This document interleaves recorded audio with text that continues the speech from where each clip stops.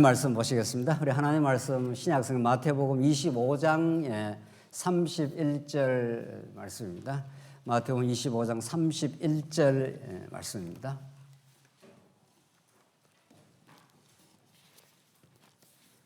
찾으신 줄 알고 봉독 드리겠습니다. 마태복음 25장 31절 말씀입니다. 인자가 자기 영광으로 모든 천사와 함께 올 때에 자기 영광의 보좌에 앉으리니 모든 민족을 그 앞에 모으고 각각 구분하기를 목자가 양과 염소를 구분하는 것 같이 하여 양은 그 오른편에 염소는 왼편에 두리라. 그때 임금이 그 오른편에 있는 자들에게 이르시되 내 아버지께 복받을 자들이여 나와 창세로부터 너희를 위하여 예비한 나라를 상속받으라. 34절까지 우선 봉독 드렸습니다. 우리는 지금 마태복음 말씀을 통해서 예수가 구약에 언약된 참 선지자요, 참 왕이요, 제사장이라는 예수의 세 가지 직임에 대해서 그 직임이 담고 있는 하나님 나라 복음에 대해서 우리가 지금 살펴가고 있습니다. 우리가 살펴가는 특별히 이 마태복음의 말씀은 세상에서 우리가 들을 수 있는 메시지가 전혀 아닙니다.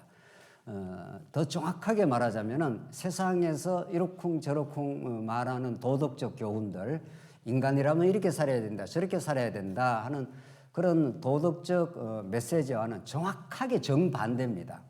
자, 기독교가 그렇다고 뭐 비도덕적이냐? 그건 아닌 거죠. 기독교 도덕이 분명히 있습니다. 그러나 세상에서 우리가 너무도 흔히 들을 수 있는 모든 불교, 유교, 마오메교 다 뭉뚱그려서 똑같습니다. 그 방법이 차이가 있을 뿐이지 인간이 어떤 행위를 통해서 인간이 어떤 계율을 인간이 정해놓고 그 계율을 잘 지켜서 보다 나은 군자에 이른다, 보다 나은 깨닫는 자, 부처가 된다, 똑같습니다. 방법만 좀 다른 거지 원리가 똑같습니다. 기독교는 그런 자기 수행과 자기 행위를 통해서 어떤 선에 이르거나 구원에 이르는 종교가 전혀 아닙니다. 기독교는 영원히 살아계신 하나님의 창세전 하나님께서 영원한 계획을 가지고 계셨고 그 계획과 작정하신 대로 우리 인생을 이 땅 가운데 창조하시고 역사를 섭리하시는 전적인 주권자이십니다. 그분의 뜻은 한치도 빈틈없이 지금 역사 가운데 진행되고 있고 여러분 특별히 우리 택한 백성들에게 그 사랑의 손길은 떠난 적이 없습니다. 문제는 우리가 그 복음의 계시를 깨닫지 못했을 때는 지금 우리와 함께 하시고 동행하시고 우리를 사랑하시는 그 손길을 못 느낄 뿐입니다. 못 느끼고 내 욕망대로 내 탐욕대로 내 뜻대로 안 된다고 우리가 괴로워하고 미워하고 이러고 있을 뿐입니다. 그러나 성경이 가르치는 복음의 메시지를 들으면 우리를 향하신 하나님의 만세전 계획이 있었고 우리가 하나님 앞에서 어리석고 미련한 탕자 같은 우리가 그런 존재였지만은 하나님은 그것마저도 계획해 놓으시고 이제 탕자를 하나님의 사랑에 이끌려서 줄여 죽는구나 하는 한번 죽음을 거치고 옛자의 죽음을 한번 십자가에 못 박는 경험을 거치고 우리가 예수 안에 새 생명 가운데 하나님 나라로 우리가 지금 이끌림을 받고 있습니다. 그것을 깊이 깨닫느냐 못 깨닫느냐의 그 농도 차이는 있을 수 있습니다. 우리 어린 아이가 집에서 자라면 아버지가 얼마나 사랑하는지 그 부모가 자식을 위해서 얼마나 깊은 계획을 갖고 지금 준비하고 있는지 자식에 대한 깊고 넓은 사랑과 그 계획이 있습니다. 그래 자식이 어리기 때문에 갓난애기 때문에 너댓 살 혹은 7, 8세 되는 7, 8세가 요즘에 미운 7, 8세가 아닙니까? 요새는 한 4살쯤 미운 그러니까 그런 미운 뭐 7, 8세인지 너댓 살인지 그걸 아버지의 깊은 뜻을 몰라서 그냥 아버지한테 대들기도 하고 원망도 하고 이렇게 하고 있을 뿐입니다. 그렇다고 해서 아버지와 어머니가 그 자녀를 위한 깊으신 계획이 변개가 되지 않습니다. 바뀌어지지도 않습니다. 누구나 그 미숙한 과정, 그 반발하고 원망하는 그 과정을 거쳐서 철이 들고 이제 장성하면 부모의 뜻을 깨닫게 되면은 모든 것이 마음의 평화를 가지게 됩니다. 이렇게 사랑하셨네요. 이렇게 날 위한 깊으신 계획이 있었네요. 그러면 우리는 죽게 됩니다. 부모 이제 효도할 시간도 없이 부모는 이미 돌아가시고 우리는 많이 늙어버렸고 또 자식은 그 길을 또 반복합니다. 이 땅에 부모 자식의 관계가 그러한 것인데 그것보다도 더 깊고 넓은 하나님의 계획이 있습니다. 그것을 우리는 성경에서 창세전 하나님 나라의 복음이라고 그렇게 말합니다. 하나님 나라는 이 땅에 비로소 나타난 게 아닙니다. 창세전에 하나님께서 영원 안에서 계획이 되어 있습니다. 십자가도 영원 안에서 이미 계획이 되어 있습니다. 이 땅에 존재하고 이 땅에 드러나는 모든 역사, 오늘 장안종안교회 이렇게 존속하는 거 우리가 의기투합해서 만들고 앞으로 해나온 게 아닙니다. 하나님 계획 속에 들어 있습니다.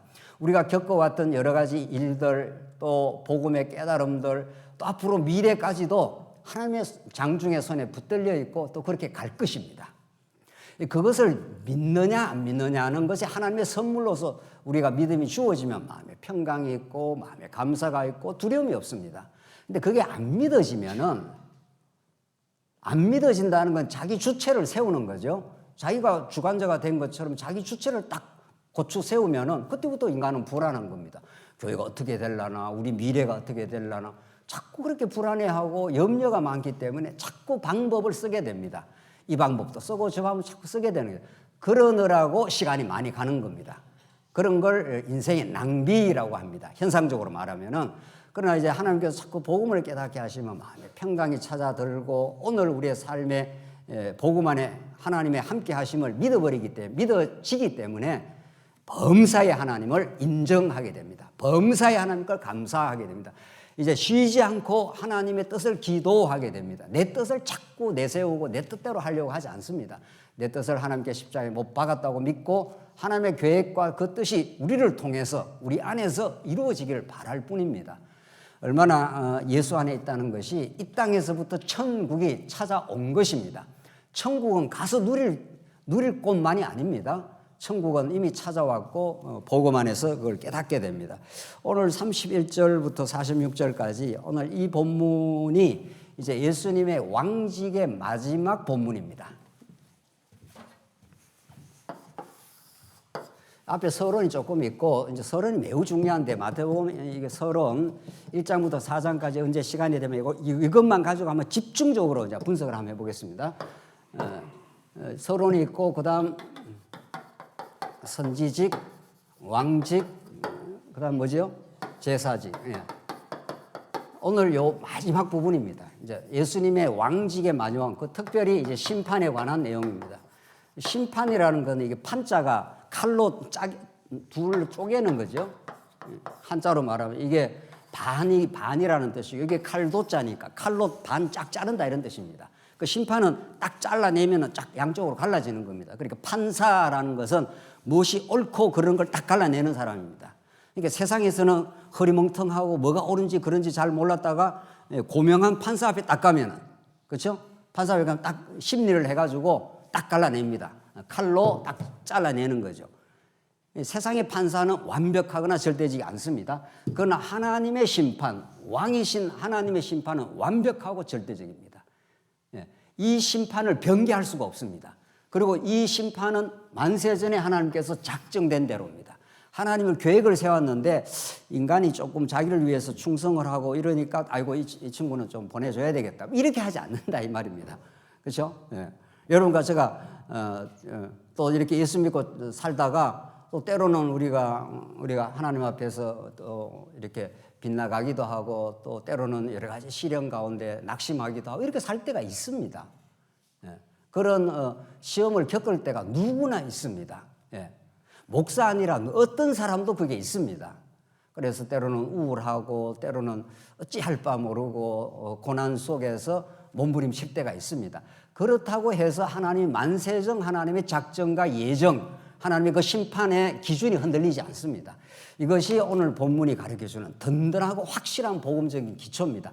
만세전 하나님께서 그런 든든한 토대를 만들어 놓았습니다.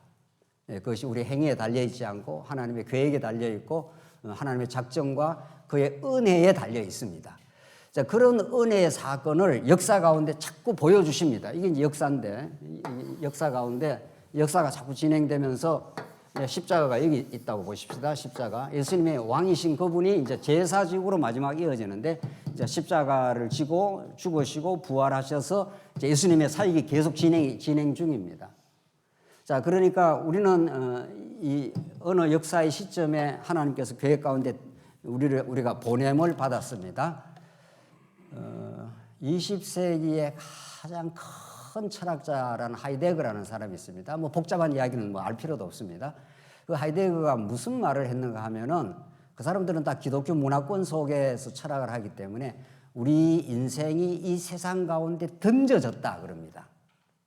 그 사람은 이제 하나님을 믿지 않았습니다. 이제 기독교 문화 속에는 살았지만 철학 철저하게 인본주의자인데, 그러니까 세상 가운데 던져졌고 왜 던져졌는지 모른다는 겁니다. 그 맞는 말인 거죠. 현상적으로 우리가 예수를 믿기 전에 어느 부모 속에서 어느 나라에서 태어나서 우리 세상 가운데 던져져 있습니다. 태어나 보니까 한국인 거죠. 미국에 태어났으면 좋아할 뻔했죠. 지금은 뭐 미국이 좋은 것도 아닌 것 같은데 좌우지간. 그래서 자기 의지하고 아무 상관없이 여러분과 저는 이 세상에 던져져 있습니다. 내가 왜 이 땅에 던져져 있는가? 무슨 이유 때문에 어떤 교회 가운데 아무도 답해 주지 않습니다. 아무도. 이것이 우리의 그 실존적 물음입니다. 왜 던져졌고 무엇 때문에 우리가 살고 왜 고난을 겪고 앞으로는 어떻게 살 것인지 아무도 답해 주지 않습니다. 하이데거는 그 무시무시한 불안 속에 인간이 산다 이렇게 말합니다. 불안하다는 겁니다. 왜 던졌는지 모르니까. 그게 그 정직한 철학자들의 약간 일리 있는 진술입니다. 뭐 때문에 던진지 모른다는 거예요. 그래서 자기들 나름대로 대답을 뭔가 실존적 결단을 잘해서 주체적인 결단을 잘해서 인생을 잘 가다듬어 가야 된다 뭐 이런 있다고 소리를 하는 거죠. 아무런 답이 되지 않습니다. 그 큰 철학자 20세기 최고의 독일의 철학자가 그런 말을 했는데 아무런 답이 안 됩니다. 우리한테는. 왜 던져졌고 그럼 어떻게 해야 잘 살아? 방법이 뭐야? 어디서 힘을 받아서 잘 살 수 있어? 아무도 답 안 해줘요. 하이데거가 답해 주지 않습니다. 오늘 하나님의 말씀에 따르면은 하나님이 창세전에 우리를 계획하셨고 무의미한 공허 속에 우리를 던져놓지 않았습니다.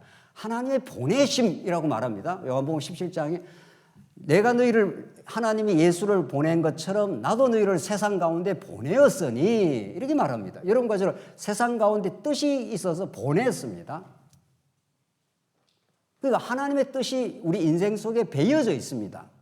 우리가 지금 깊이 못 깨달을 뿐이지 자꾸 성경을 통해서 깊이 깨닫기 시작하면 하나님 뜻 가운데 보냄을 받았다. 하나님 뜻 가운데 고난도 있다. 하나님 뜻 가운데 이 고난을 넘어 우리는 반드시 승리하게 될 것이다. 이게 성경의 가르침입니다. 그러니까 우리가 이 땅에 보내진, 던져진 게 아닙니다. 무의미한 공허한 세계 속에 던져져 있는 게 아니라 하나님의 손길 속에 우리가 보냄을 받았고 보내진 뜻이 있습니다. 뭐하고 오라고? 하나님을 잘 배우고 오라고 이렇게 되어 있습니다. 이게 우리 인생의 목적입니다.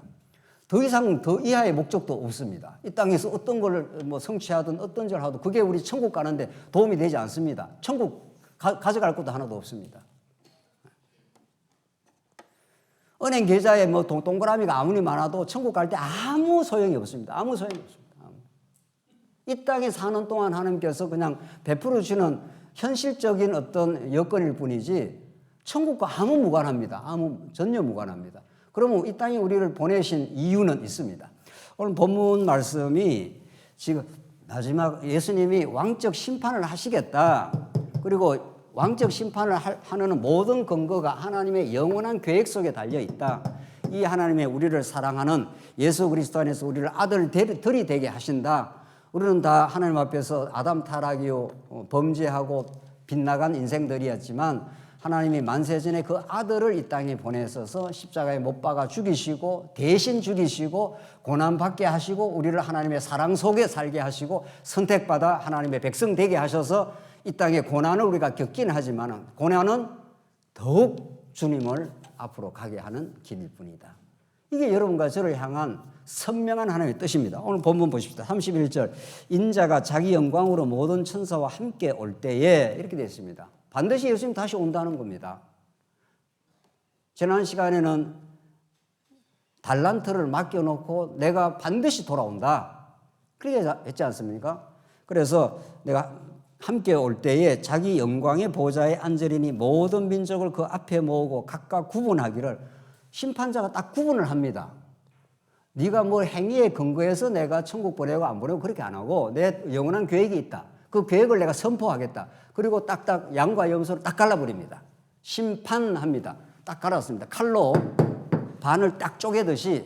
그래서 하나님이 어떤 자는 오른편에 어떤 자는 왼편에, 오른편에 양을 앉히고 왼편에 염소를 앉힙니다. 33절 보십시오. 양은 그 오른편에 염소는 왼편에 두리라. 이게 무슨 아무 행위 조건하고 상관없습니다. 하나님 그렇게 하시겠다 이런 선언입니다. 하나님께서. 34절 그때 임금이 그 오른편에 있는 자들에게 이르시되 내 아버지께 복 받을 자들이요.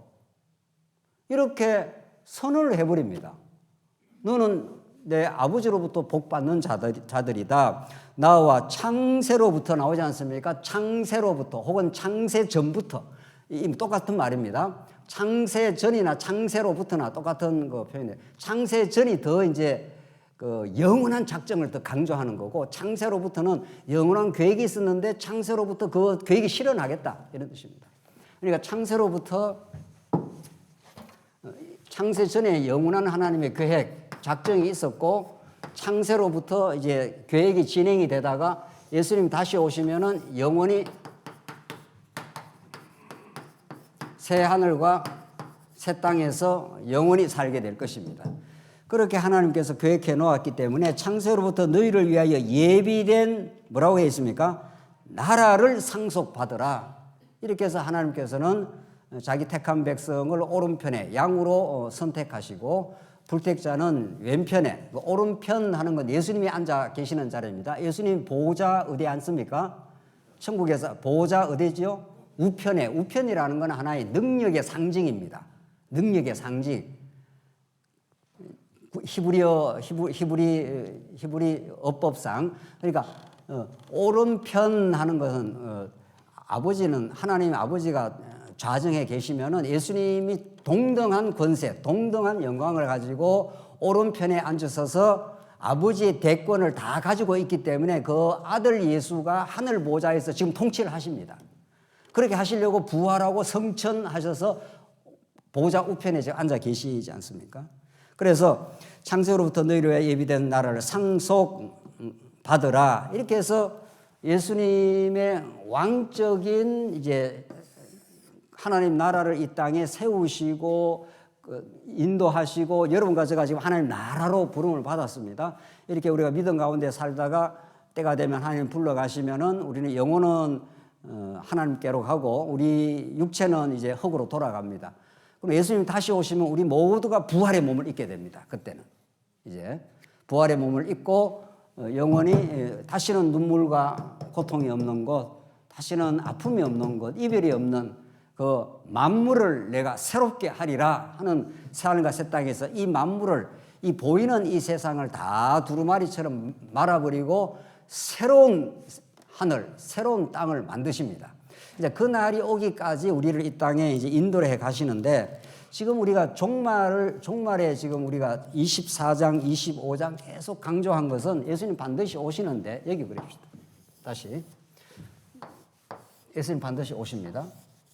오시는데 우리가 종말에 대한 이해를 우리가 정말 성경적으로 할 필요가 있다 그랬지 않습니까? 우리는 예수님 마지막 오는 이것을 세상 종말 이렇게 우리 한국교회 성도인데 너무 많이 이해를 했습니다.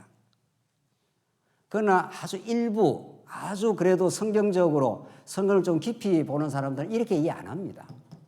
세상 끝은 마지막 중에 마지막은 맞습니다. 근데 우리가 여러 차례 지금 강조하고 누차 우리가 나누었습니다만은 우리가 히브리서 1장 1절에 옛적에 여러 모양과 여러 부분과 여러 모양으로 말씀하시는 하나님께서 이 모든 날 마지막에 그게 마지막이 이 모든 날 종말에 이런 말입니다. 번역을 마지막이라도 번역도 하고 끝이라고 번역도 하고 종말이라고도 번역 똑같습니다. 이 모든 날 마지막에 아들로 말씀하셨으니 했지 않습니까? 그때 히브리서 기자가 아들로, 구약에는 여러 모양과 여러 부분으로 말씀하신 하나님이, 여러 부분과 여러 모양으로 말씀하신 하나님이 이 모든 날 마지막에 아들 예수로, 아들로 말씀하셨으니 많은 건 이때를 말합니까? 이때를 말합니까? 예? 왼쪽입니까? 오른쪽입니까? 당연히 왼쪽이죠. 당연히. 그렇죠? 이 모든 날 구약에는 여러 부분과 여러 모양으로 성전으로도 말씀하시고 뭐 언약으로도 말씀하시고 등등등등 해서 구약의 여러 모형으로 말씀하신 하나님이 이 모든 구약은 이 모든 날 마지막에 이 모든 날 마지막에 라는 게 이게 종말입니다. 이게 종말. 번역을 마지막이라고 번역하고 종말이라고도 번역합니다. 에스카토스 하는 이게 번역이. 그러니까 이 모든 날 마지막에 아들로 말씀하셨으니 이 아들은 만유를 상속하시는 분이고 죄를 속해 주시는 분이고 하늘 보좌에 앉으신 분이다. 예수님이 하늘 보좌에 지금 앉아서 지금도 통치하고 계십니다. 그러니까 이 모든 날 마지막이라는 건 이 세상 진짜 새하늘과 새 땅이 이루어지는 이 마지막을 말하는 게 아니고 예수님 오시는 때가 종말입니다. 왜냐하면 구약에서는, 자, 구약이 기준인데 구약에서는 예수님 오시면은 어떻게 된다고 봤습니까? 종말이라고 본 겁니다. 예수님 오심이 종말입니다. 근데 그래서 제자들도 예수님이 종말이 빨리 오는 줄 알았어요. 그 임박한 종말로 그럽니다. 예수님 이제 오셨으니까 세상이 다 끝날 것이다 했는데 10년 지나도 20년 지나도 30년 지나도 세상 종말이 왔습니까? 안 왔습니까?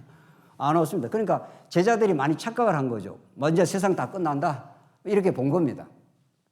근데 세상 그리 빨리 안 끝납니다. 언제 끝날지 모릅니다. 그러나 이제 점점 이제 끝나가는 그 시간이 가까운 건 사실이죠.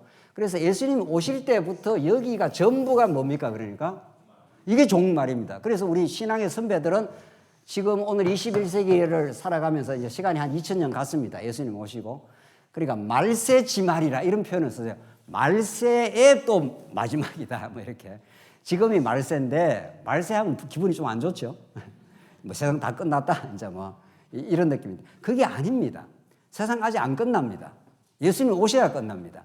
그러니까 21세기 살고 뭐 얼마나 더 갈지 아무도 모릅니다. 그런데 이 모든 날 마지막에 이 종말의 시기를 우리가 살고 있습니다. 이 종말의 시기를 살면서 아이고 막 힘들고 괴로워 죽겠는데 빨리 예수님이나 와라. 막 예수님 와갖고 막 이 온 세상 막 불타서 싹 없어지고 안 그래도 뭐 힘들어 죽겠단 말이지. 이런 식이죠. 그러니까 이게 오늘을 사는 힘을 못 받는 거예요. 예수를 믿으면은 진짜 오늘을 우리가 살지 않습니까? 오늘이 힘드니까 빨리 예수님 오기만 기다린다. 이렇게 해서 오늘을 굉장히 소극적이고 굉장히 마음에 감사함도 없고 이렇게 사는 것은 정상적인 신앙생활이 아니라 데살로니가 전후서에 그걸 엄청 강조를 합니다. 일하기 싫거든 먹지도 마. 오늘 열심히 일해. 오늘 할 수 있는 대로 하나님께서 능력 주시고 힘 주시고 직장 주시면 열심히 일해. 열심히. 학생, 우리 청년들, 우리 대학생도 있죠. 하나님께서 주신 직장에서 열심히 공부하고 말이죠. 그래 살아야지. 아이고 뭐 예수님 오실 텐데 뭐 공부하면 뭐 안 오. 뭐 이런 거. 막 직장 열심히 하면 뭐 해. 대충 뭐 살다가 뭐 죽으면 천국 가면 되지. 우리 성경은 그렇게 가르치지 않습니다. 물론 예수님 오시면 천국이 임하고 영원한 나라가 이루어지는데 오늘을 사는 힘은 이 종말, 예수님이 다시 오시는 것에도 있지만 초림도 있습니다. 여기서부터 힘을 받습니다. 예수님 오셨다는 겁니다. 그래서 오셔서 천국이 왔다 이렇게 되어 있습니다. 천국이 지금 자꾸 이루어지고 있는 중입니다. 여러분과 저 안에. 그렇죠. 지금 여기 천국이 자꾸 이루어지고 있습니다. 진리를 깨달으면 범사에 하나님을 인정하고 범사에 감사하고 하나님의 말씀을 깨달고 그래서 오늘을 오신 천국을 받아들이기 때문에 예수님이 천국으로 왔습니다. 예수님이 오신 천국을 누리면서 오실 천국을 또 내다보고 있습니다. 그래야 오늘을 믿음으로 산다는 의미가 확보가 되는 겁니다.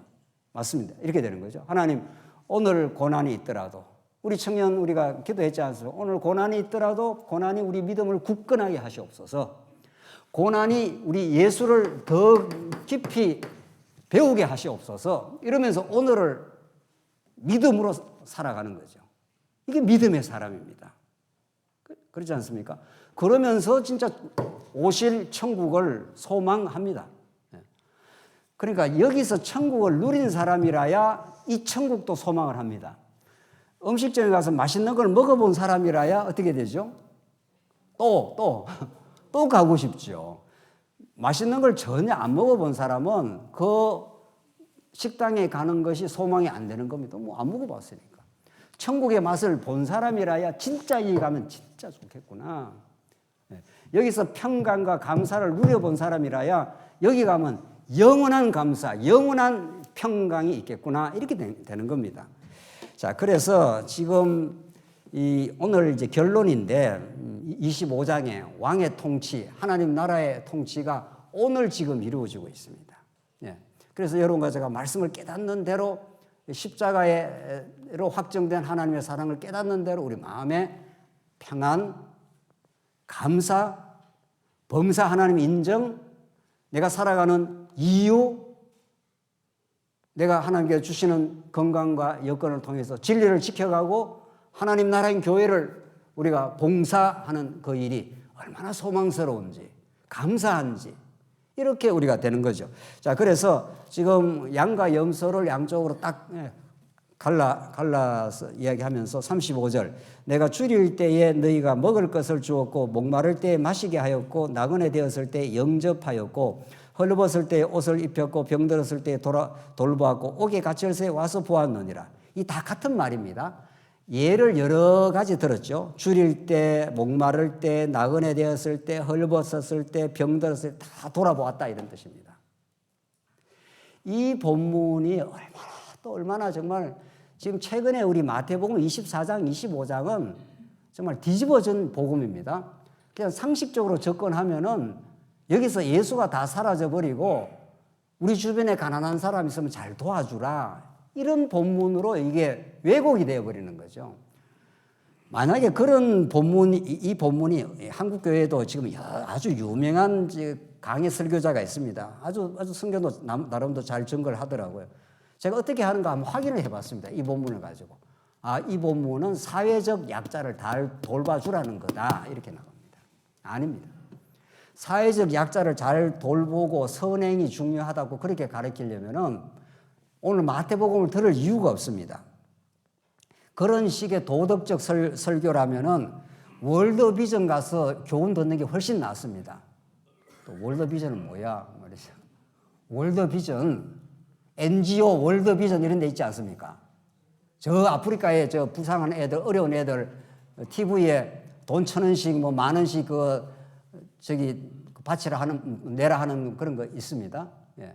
굿 네이버스 뭐 이런 거. TV를 안 보시나, 어떻게 지금. 그러니까 월드비전 이런 데는 이 세계에 뭐 어렵고 힘든 사람들, 재난을 겪은 사람들 도와주는 그런 기구입니다. 아주 도덕적 기구입니다. 그런데도 훨씬 잘합니다. 훨씬. 뭐 그게 나쁜 일은 아닌 거죠. 뭐 어렵고 힘든 사람들 도와주겠다는데 저도 우리 애한테 너 월드비전 좀 회비 내라 이렇게 이야기를 해봤습니다. 그래서 뭐 여건이 되면 월드비전 회비도 뭐 돈 많은지 뭔지 내가지고 선행도 좀 실천하고 불쌍한 아프리카 애들 너무 빽빽 말라갖고 굶어 죽는 애들 좀 도와줄 수도 있고 그런 거죠. 그게 뭐 나쁜 일이겠어요? 근데 성경이 그런 말씀이 아니다 이런 뜻입니다.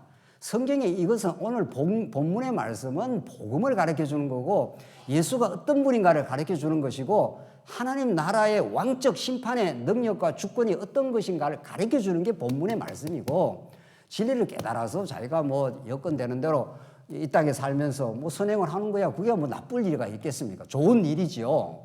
진짜 믿음 안에서 하는 일이라면. 그러나 오늘 본문이 그것이 아니라는 게 중요합니다. 37절.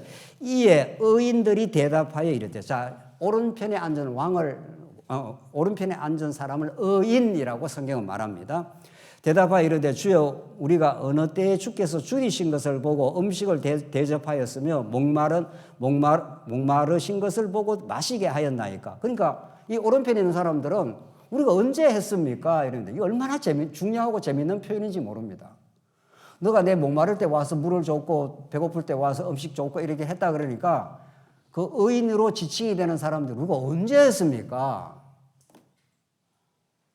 우리가 한 기억이 없습니다. 그 말이죠. 그러니까 38절 어느 때에 나그네 되신 것을 보고 영접하였으며 헐벗으신 것을 보고 옷 입혔나이까. 어느 때에 병 드신 것이나 옥을 갇히신 것을 보고 가서 배웠나이까 하리니. 그러니까 이 오른쪽에 앉은 양들은 의식이 있다 없다 전혀 없습니다. 우리가 한 기억이 없습니다. 지금 그 말 아닙니까 지금? 그런데 반대편에 있는 염소는 뭐라 그럽니까? 여기가 양이 있고 이 오른편에 양이 있고 여기가 염소가 있습니다. 염소가 있는데 양은 너가 내가 배고플 때 와서 찾아봤고 내가 목마를 때 너가 내게 해줬다. 귀한 일을 했다 그러니까 우리는 언제 했는지 기억이 없습니다. 여기 보고 이제 또 나옵니다. 너희들은 내가 목마르고 내가 감옥에 갇히고 내가 힘들 때 너희들 나한테 한 게 하나도 없다니까. 여기는 반대로 또 이야기합니다. 이 왼쪽에 있는 사람들은 뭐라고 그러죠? 뭐라고? 우리가 왜 안 했습니까? 이렇게 나옵니다. 참 성경이 정말 놀라운 말씀입니다. 이렇게 쫙 갈라집니다. 그러니까 이쪽에 이게 영원히 불택자, 지옥 갈 사람들은 많이 했다는 겁니다. 많이 했다는 거예요. 도무지. 여기에 천국 갈 사람들은 내가 언제 했습니까? 나는 한 기억이 없는데요.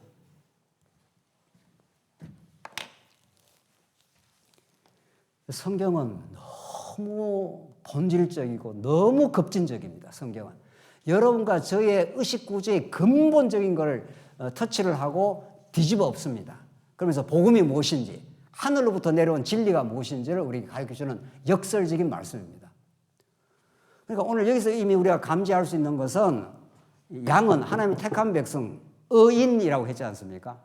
성경에서 의인이라고 하는 것은 그 행위를 보고 의인을 하지 않습니다. 예수를 믿는 믿음을 보고 하나님께서 의롭다 이렇게 해줍니다. 그래서 이 사람은 우리가 언제 했습니까? 우리는 한 기억이 없는데요. 여기 이 사람은 이제 읽어보겠습니다. 읽고 40절 임금이 대답하여 이르되 내가 진실로 너에게 이르노니 너희가 여기 내 형제 중에 지극히 작은 자 하나에게 한 것이 곧 내게 한 것이냐. 요 본문을 해석을 마지막에 하겠습니다. 요 본문 하나 때문에 노숙자들이라든가 어렵고 힘든 사람들 있으면 그 사람들 해줘라. 그러면 그게 예수님에게 한 일이다. 이런 식으로 덮어 씌웁니다. 또 이런 식으로 우리가 어렵고 힘든 사람들 잘 도와주면 그게 예수님에게 한 일이다. 이런 식으로. 그런 식으로 해석이 너무 많이 합니다. 자, 진짜 지극히 작은 자가 무엇인가 이제 보겠습니다. 지극히 작은 자가 뭘 의미하는 게 진짜 작은 선행을 하라는 이야기인지 뭐 그러면 제가 그분도 말씀드린 또 월드비전 가서 하면 더 좋습니다. 거기는 훨씬 더 잘합니다. 훨씬 우리보다. 41절 보십시다. 또 왼편에 있는 자들에게 이르시되 저주를 받을 자들아 나를 떠나 마귀와 그 사자들을 위하여 예비된 영원한 불에 들어가라. 아무 조건 없습니다. 하나님께서 그렇게 왼편에 있는 자를 멸망시키겠다. 저주하겠다 이런 뜻입니다. 42절 내가 줄일 때에 너희가 먹을 것을 주지 아니하였고 목마를 때에 마시게 하지 아니하였고 나그네 되었을 때 영접하지 아니하였고 헐벗을 때에 옷 입히지 아니하였고 병들었을 때와 옥에 갇혔을 때 돌보지 아니하였느니라 하시니 너 내가 힘들고 내가 목마를 때 아무것도 안 했어 이렇게 하니까 44절 이 답이 정말 이게 압권입니다. 정말. 뭐라고 대답하는가 보시오. 44. 그들도 대답하여 이르되 주여 우리가 어느 때에 주께서 줄이신 것이나 목마르신 것이나 나그네 되신 것이나 헐벗은 것이나 병든 것이나 옥에 갇힌 것을 보고 그 다음 뭐라고 되어 있습니까? 공양하지 아니하더이까. 공양 많이 베풀었다는 거예요. 많이. 목마를 때도 물도 갖다 주고 옥에 갇혔을 때 밥도 사식도 넣어주고 말이죠.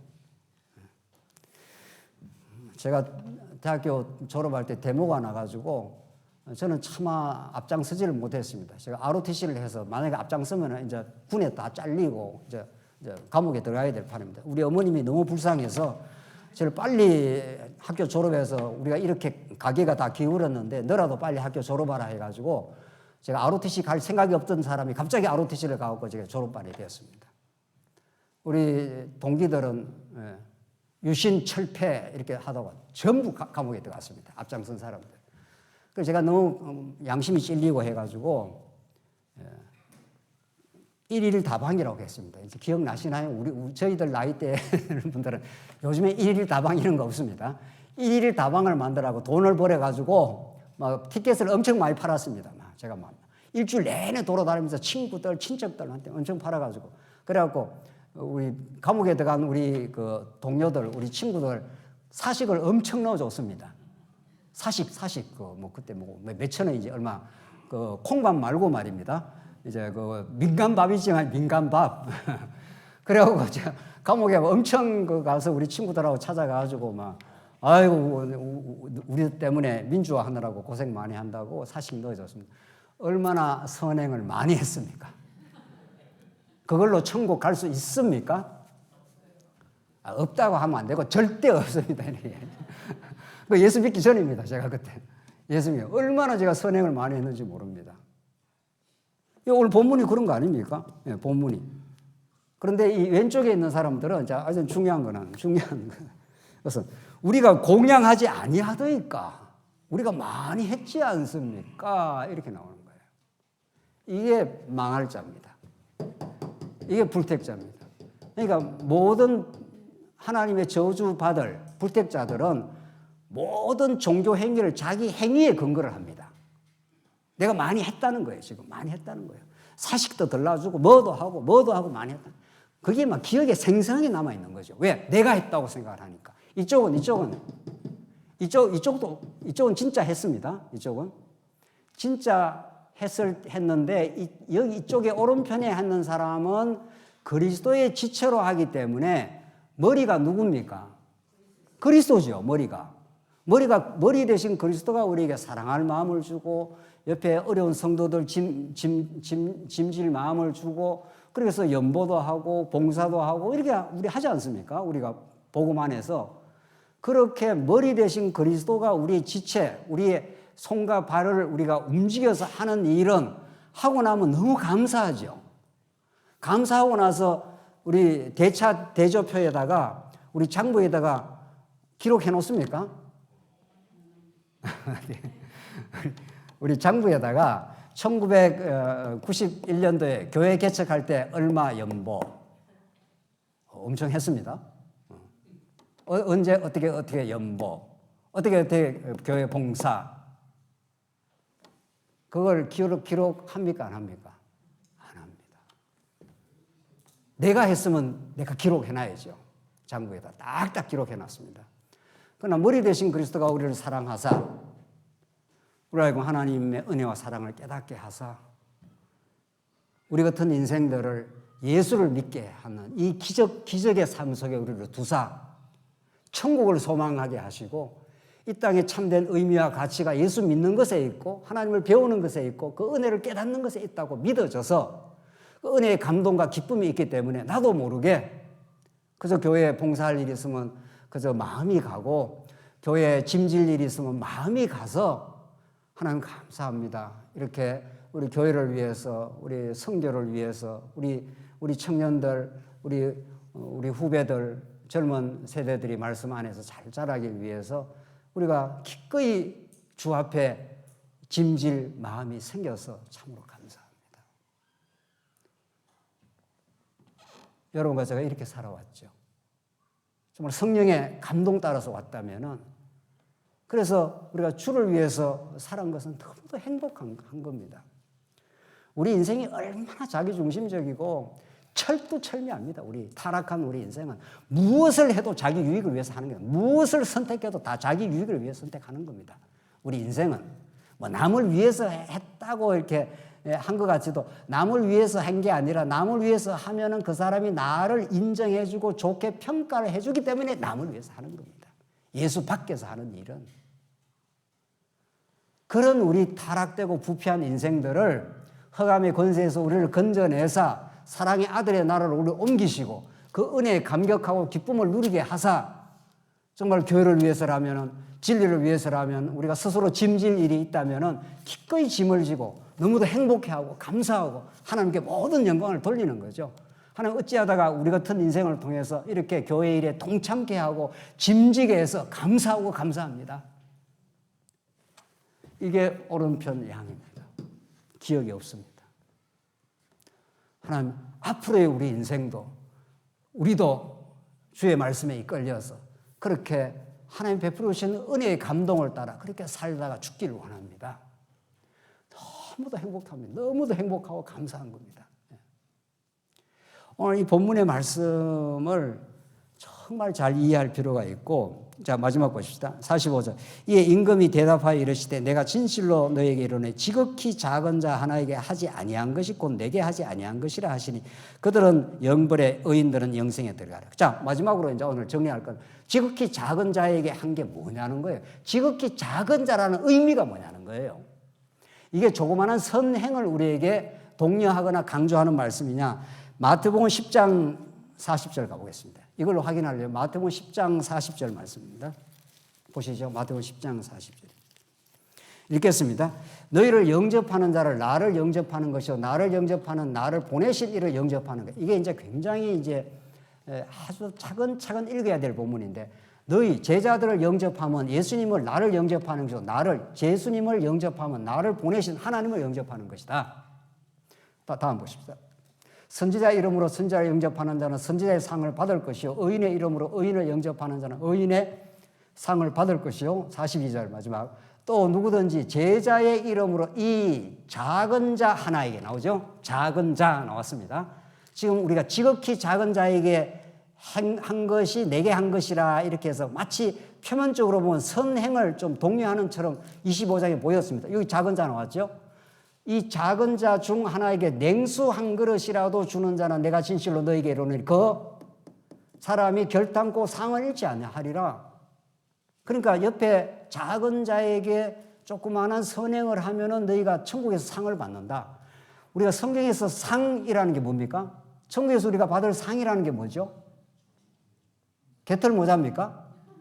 예, 금멜루간입니까? 우리가 천국에서 받을 상은 천국입니다. 그야말로. 그리고 예수 그리스도 한 분이시고 영원한 영생이 우리가 받을 상입니다. 그러니까 어린 작은 자에게 냉수를 주면은 천국을 받는다는 겁니다. 이러니 이게 앞뒤가 안 맞는 거죠. 그러면 우리가 옆에 불쌍한 노숙자들한테 돈이라도 좀 집어주고 뭐 이러면 천국 갈 수 있다는 이야기냐? 그건 아닐 거 아닙니까? 이때 작은 자라는 게 뭐냐고요? 작은 자. 한 군데를 더 봐야 확실해집니다. 자, 우선 이 정도 우리 질문을 가지고 뭐 어찌가 하는 이야기냐? 그러니까 마태복음의 전체 맥락하고 너무 안 맞는 거예요. 마태복음은 예수를 믿어 천국 간다는 건데 여기는 작은 자에게 냉수 한 그릇 갖다 주면은 천국 간다 이렇게 보이는 거죠. 우선 이걸 정확하게 해석을 해야 됩니다. 18장 1절을 가보겠습니다. 마태복음 18장 이 작은 자 주제가 나옵니다. 우리 이거 말씀 공부했는데 다시 한번 확인해 봐야 돼요. 마태복음 18장 1절 말씀입니다. 도대체 이게 무슨 의미를, 어떤 복음적 의미를 갖고 있는지 18장 1절 읽겠습니다. 그때 제자들이 예수께 나와 이르되 천국에서 누가 뭐라고 했습니까? 크니까. 이게 큰 자와 작은 자 주제입니다. 18장의 내용이. 그러니까 제자들은 오른편 왼편에 앉고 싶어 했습니다. 복음을 아직 몰랐습니다. 제자들은. 예수님이 정말로 큰 자가 가장 낮고 천한 자리에 예수님이 오신 겁니다. 결론부터 이야기하면 작은 자는 지극히 작은 자가 누구를 상징합니까? 예수를 상징하는 겁니다. 하나님 보좌에서 가장 크신 분이죠. 예수는. 근데 그가 그 영광의 보좌를 버리고 이 땅에 가장 지극히 작은 자로 오십니다. 근데 제자들은 누가 크니 이까를 물었지 않습니까? 지금 그렇게 묻고 있죠. 예수님은 진짜 십자가를 지고 가장 낮은 자리에 오셔서 여러분과 저를 천국에서 큰 자를 만들어 주시려고 온 건데 지금 제자들은 십자가를 지고 가는 예수님의 복음을 모릅니다. 지금. 그리고 여러분과 저도 때때마다 잘 모를 수가 있습니다. 성령의 감동으로 진리를 제대로 안 깨달으면.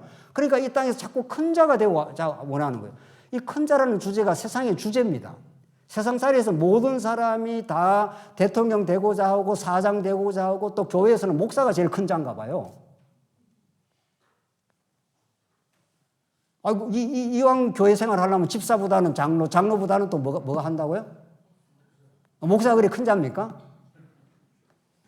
지금 이게 보통 이게 왜곡되어 있는 게 아닙니다. 그래서 제자들은 누가 오른편에 누가 왼편에 누가 우의정하고 누가 좌의정합니까? 그러니까 싸웠지 않습니까? 그 주제입니다. 그때 2절 예수께서 한 어린 아이를 불러 그 가운데 세우시고 이르시되 진실로 너에게 이르노니 너희가 돌이켜 어린아이들과 같이 되지 아니하면 결단코 천국에 들어가지 못하리라. 그러므로 누구든지 이 어린아이와 같이 자기를 낮추는 사람, 이게 작은 자입니다. 낮추는 사람이 천국에서 큰 자니라. 또 누구든지 내 이름으로 이런 어린아이 하나를 영접하면, 영접의 주제가 나오죠. 영접하면 나를 영접함이니 누구든지 이 나를 믿는 이 작은 자, 또 나오죠. 여기 작은 자 주제.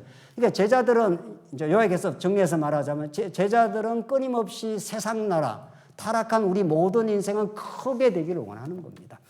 교회도 크게 되기를 원하는 겁니다. 목사들이 큰 교회를 원하는 겁니다. 이게 망조인 거죠. 예배당도 크게 짓기를 원하는 거죠. 그 탐욕으로부터 해방되지 않는 한 우리는 진리의 길을 갈 수가 없습니다. 진리는 예수 그리스도 한 분만이 절대적이고 그분만이 우리의 영원한 가치고 그분을 아는 것이 우리의 참된 해방이요 자유입니다. 뭐 성도님들이 복음을 듣고 찾아오는 건 너무도 감사한 일인 거죠. 그러나 예수님 제자들은 누가 크냐를 물었습니다. 그래서 예수님은 너희들 지금 오해했다. 나는 진짜 큰 자야. 천국에서 내가 왕 중에 왕이지만 가장 낮아져 왔어. 어린아이와 같이 되지 않으면 너 천국 못 가. 이때 어린아이라는 것은 순진무구하다, 겸손하다 이런 뜻이 아닙니다. 이때 어린아이와 같이 된다는 것은 어린아이는 부모의 돌봄이 없으면 살 수 없는 힘 없는 자 이런 뜻입니다. 가장 낮아진 자, 힘 없는 자, 하나님 앞에서 내가 얼마나 죄인인 것을 인정하는 자, 하나님이 우리를 의를 덮여주셔야 의인이 된다고 믿는 자, 이런 게 어린아이입니다. 어린아이 같이 되라고 하니까 뭐 우리 교회 학교 어린아이들 뭐 순진무하게 뛰노는 뭐 그렇게 하라는 줄 알고 말이죠. 어린아이도 죄인입니다. 어린아이도 말할 수 없는 죄인입니다. 우리가 영적으로 보면은. 이때 어린아이와 같이 하는 것은 능력 있는 자가 가장 능력 없는 자로 나타남, 이런 뜻입니다. 이 어린아이는 누구를 상징하는 겁니까? 예수를 상징하는 겁니다. 예수가 가장 우리 이사야 53장에 그는 고운 모양도 없고 풍채도 없고 십자가에 지러 갈 때 가장 낮고 연약하고 작은 자로 찾아오십니다. 다윗이 골리앗 앞에 섰을 때 큰 자입니까? 작은 자입니까? 작은 자입니다. 다윗은. 골리앗은 9척인지 6척인지 말이에요. 거구였습니다. 다윗은 작은 자입니다. 작은 자지만 골리앗을 때려 눕힙니까? 안 눕힙니까? 눕힙니다. 이게 성경의 작은 자 주제입니다. 모든 세상 사람들이 큰 자가 되기를 원하니까. 모든 사람이 큰 지위, 큰 자, 큰 거 누구나 그걸 원하니까. 그 길로 가는 걸 멸망의 길이라 이럽니다. 거기에서 우리를 건져내서 예수가 가장 큰 자지만 가장 작은 자로, 가장 낮은 자로 이 땅에 찾아오십니다. 예수님이 가장 지극히 작은 자이십니다. 그래서 너희가 지극히 작은 자에게 해주는 것은 예수께 해주는 것, 예수의 복음을 받아들이는 것입니다. 무슨 선행을 하라는 이야기가 아닙니다. 믿음의 행위는 따라 나옵니다. 그것은 아까부터 제가 여러 차례 말씀드린 대로 믿음 안에 살면은 믿음의 형제를 도와주거나 우리가 연보를 하거나 교회 봉사하는 그 아름다운 일이 왜 그게 나쁜 겁니까? 그건 너무 좋은 일인데 성경이 가르치는 본령은 이 작은 자로 오신 예수, 누구나 큰 자 되기 원하는 우리 인생의 타락한 우리 인생의 우리 옛사람의 예수님이 이 땅에 작은 자로 오셔서 우리 크게 되고자 하는 옛사람의 소욕, 타락한 욕망을 십자가에 못 박아버렸습니다. 그래서 다시 3일 만에 부활시켜버렸습니다. 우리는 이제 큰 자로 살고 싶지 않습니다. 예수를 아는 자, 예수의 은혜에 감격하고 마음의 행복을 누리는 자, 크게 되길 원치 않습니다. 충분히 천국에서 크게 될 것입니다. 우리는 예수 믿고 영원한 천국에 살게 될 것이고 우리가 어린아이처럼 하나님만 의지하고 우리가 복음만 사랑하고 진리 안에서 힘있게 살 것입니다. 다윗처럼 골리앗이 있는데 작은 다윗이 큰 골리앗을 때려 눕히고 이 땅에 예수 따라가는 복된 사람이 되는 것입니다. 오늘 이 지극히 작은 자에게 하는 것이라는 게 지극히 작은 예수 이름을 영접하는 것. 하나님, 나는 예수 아니면 살 수가 없습니다. 나는 머리끝에서 발끝까지 죄인이고 능력 없는 인생입니다. 예수로 우리가 힘을 얻고 예수로 믿음 생활하고 예수로 천국을 누리며 하나님께 영광을 돌리게 됩니다. 그래서 양은 한 것이 없습니다. 그러나 하나님은 한 것 많아. 예수 믿었기 때문에 그게 최고의 한 것이야 라고 우리에게 천국 이렇게 데려가는 겁니다. 예, 여러분 염려 걱정 안 하셔도 천국으로 분명히 데려가고 염소는 뭐라 그러죠? 내가 연보도 많이 하고 이것도 많이 하고 봉사도 많이 하고 그러면 너를 몰라 이렇게 말합니다. 이 놀라운 역설, 우리 하나님 안에 살아가는 이 기쁨, 여러분과 제가 진리 안에서 우리가 주를 위해 살아가는 것이 우리의 의식에 남아있지 않고 감사와 찬송으로 남아있기를 간절히 바랍니다. 네, 기도하십시다. 하나님 아버지 은혜를 감사합니다. 오늘 왕의 심판 내용을 들었습니다. 우리를 은혜 가운데 두시고 우리 같은 인생들을 붙들어 예수 믿게 하시고 예수 안에서 복되고 복된 섬김의 삶도 살게 하시니 너무도 감사합니다. 그 열매가 맺힐 때마다 성령께서 맺어주신 은혜의 열매임을 기억하여 우리 남은 상 감사와 찬송이 넘치게 하시옵소서. 예수님 이름으로 기도하옵나이다. 아멘.